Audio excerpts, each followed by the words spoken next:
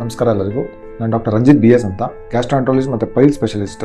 ಇವತ್ತು ಪ್ರೆಗ್ನೆನ್ಸಿ ಆದಮೇಲೆ piles problem ಎಲ್ಲ ಏನಕ್ಕೆ ಜಾಸ್ತಿ ಆಗಿದೆ ಅಂತ ಹೇಳ್ತೀನಿ. ಪ್ರೆಗ್ನೆನ್ಸಿ ಅನ್ನೋದು ಒಂದು ಫಿಸಿಯಾಲಜಿಕಲ್ ಚೇಂಜಸ್ ಸ್ಟಾರ್ಟ್ ಆಗುತ್ತೆ, ಒಂದು ಹಾರ್ಮೋನಲ್ಸ್ ಚೇಂಜಸ್ ಸ್ಟಾರ್ಟ್ ಆಗುತ್ತೆ, ರಕ್ತನಾಳಗಳೆಲ್ಲ ರಿಲ್ಯಾಕ್ಸ್ ಆಗುತ್ತೆ, ಅಂದರೆ ಬ್ಲಡ್ ವೆಸಲ್ಸ್ ರಿಲ್ಯಾಕ್ಸ್ ಮಾಡುತ್ತೆ. ಈ ರಿಲ್ಯಾಕ್ಸ್ ಮಾಡಿದಾಗ ಪೈಲ್ಸ್ ಇಶ್ಯೂ ಜಾಸ್ತಿ ಆಗುತ್ತೆ. ಇನ್ನೊಂದು ಯೂಟ್ರಸ್ ಪ್ರೆಷರ್ ಬಂದಾಗ ಫುಲ್ ಪೆಲ್ವಿಸ್ ಮೇಲೆಲ್ಲ ಪ್ರೆಷರ್ ಜಾಸ್ತಿ ಆಗುತ್ತೆ, ರಕ್ತನಾಳದ ಮೇಲೆಲ್ಲ ಪ್ರೆಷರ್ ಜಾಸ್ತಿ ಆಗುತ್ತೆ. ಇದರಿಂದ ಪೈಲ್ಸ್ ಪ್ರಾಬ್ಲಮ್ ಜಾಸ್ತಿ ಆಗುತ್ತೆ. ಪ್ರೆಗ್ನೆನ್ಸಿ ಟೈಮಲ್ಲಿ ತುಂಬ ನೀರು ಜಾಸ್ತಿ ಬೇಕು ಬಾಡಿಗೆ, ಸೊ ಡಿಹೈಡ್ರೇಷನ್ ಆಗೋ ಚಾನ್ಸಸ್ ಜಾಸ್ತಿ ಇರುತ್ತೆ. ಮತ್ತೆ ಫೆರಸ್ ಸಲ್ಫೇಟ್ ಅಂತ ಐರನ್ ಟ್ಯಾಬ್ಲೆಟ್ ಕೊಡ್ತಾರೆ, ಇದು ತಗೊಂಡಾಗ ಮೋಷನ್ ಗಟ್ಟಿ ಪಾಸ್ ಆಗೋ ಚಾನ್ಸಸ್ ಜಾಸ್ತಿ ಇರುತ್ತೆ. ಸೊ ಒಂದು ಡಿಹೈಡ್ರೇಷನ್ನು ಮತ್ತೆ ಒಂದು ಮೋಷನ್ ಗಟ್ಟಿ ಪಾಸ್ ಆಗ್ತಾ ಇರುತ್ತೆ, ಮತ್ತೆ ಹಾರ್ಮೋನಲ್ ಚೇಂಜಸ್. ಈ ಕಾರಣಗಳಿಂದ ಏನಾಗುತ್ತೆ, ಪೈಲ್ಸ್ ಇಶ್ಯೂಸ್ ಎಲ್ಲ ಜಾಸ್ತಿ ಆಗುತ್ತೆ. ಒಂದು ಮೊದಲೇ ಇದ್ರೆ ಅದು ವರ್ಸನ್ ಆಗುತ್ತೆ, ಇಲ್ಲ ಅಂತ ಹೇಳಿದ್ರೆ ಪ್ರೆಗ್ನೆನ್ಸಿ ಟೈಮಲ್ಲಿ ಕಾಣಿಸ್ಕೊಡುತ್ತೆ. ಸೊ ಇದ್ರ ಜೊತೆಗೆ ಡೆಲಿವರಿ ಟೈಮಲ್ಲಿ ಏನಾಗುತ್ತೆ, ಎಲ್ಲ ಪುಷ್ ಆಗುತ್ತೆ, ರೆಕ್ಟಮು ಮತ್ತೆ ಲ್ಯಾಡರು ಎಲ್ಲ ಕೆಳಗಡೆ ಪುಷ್ ಆಗುತ್ತೆ. ಇದೆಲ್ಲ ಪುಷ್ ಆದಾಗ ಏನಾಗುತ್ತೆ, ಆಬ್ಸ್ಟ್ರಕ್ಟಿವ್ ಡಿಫಿಕೇಶನ್ ಅಂತ ಹೇಳ್ತೀವಿ.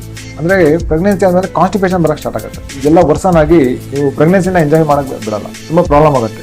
ಬ್ಲೀಡಿಂಗ್ ಆಗೋದು, ಇಲ್ಲ ಪೇನ್, ತುಂಬಾ ಸಿವಿಯರ್ ಪೇನ್ ಬರೋದು, ಇದೆಲ್ಲ ಚಾನ್ಸಸ್ ಆಗುತ್ತೆ. ಸೊ ಪ್ರೆಗ್ನೆನ್ಸಿಗಿಂತ ಮುಂಚೆ ನಿಮ್ಗೇನು ಪ್ರಾಬ್ಲಮ್ ಇದ್ರೆ, ಪೈಲ್ಸ್ ಇಶ್ಯೂ ಇದ್ರೆ ಎಲ್ಲ ಕ್ಲಿಯರ್ ಮಾಡ್ಕೊಳ್ಳಿ. ಪೈಲ್ಸು, ಫಿಷರು, ಫಿಸ್ಟುಲನೋ ಏನಿದ್ರು ಕ್ಲಿಯರ್ ಮಾಡ್ಕೊಳ್ಳಿ.